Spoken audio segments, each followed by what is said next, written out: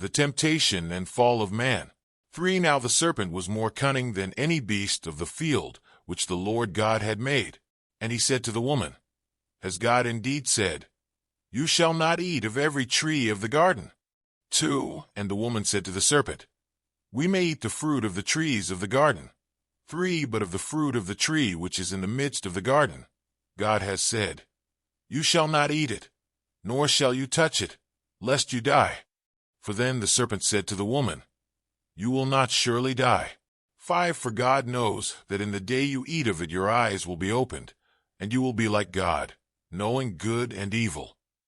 6. So when the woman saw that the tree was good for food, that it was pleasant to the eyes, and a tree desirable to make one wise, she took of its fruit and ate. She also gave to her husband with her, and he ate.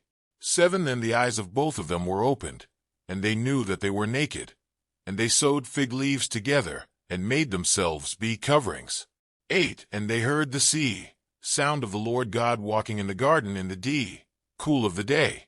And Adam and his wife hid themselves from the presence of the Lord God among the trees of the garden.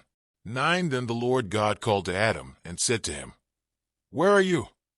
10. So he said, I heard your voice in the garden, and I was afraid because I was naked, and I hid myself. 11. And he said, Who told you that you were naked? Have you eaten from the tree of which I commanded you that you should not eat? 12. Then the man said, The woman whom you gave to be with me, she gave me of the tree, and I ate.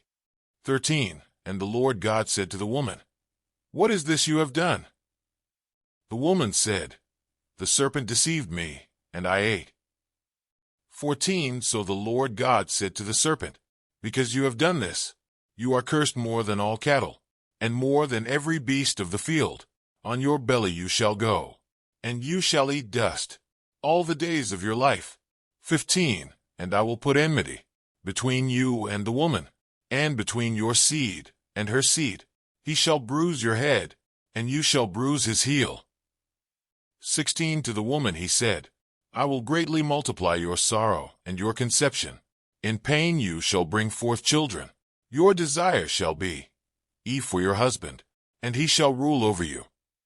17. Then to Adam he said, Because you have heeded the voice of your wife, and have eaten from the tree of which I commanded you, saying, You shall not eat of it. Cursed is the ground for your sake.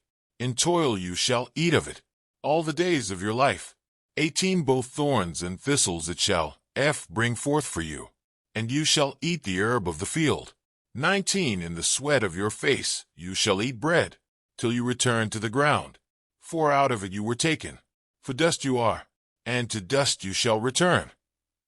20. And Adam called his wife's name Eve, because she was the mother of all living. 21. Also for Adam and his wife the Lord God made tunics of skin, and clothed them. 22. Then the Lord God said, Behold, the man has become like one of us, to know good and evil.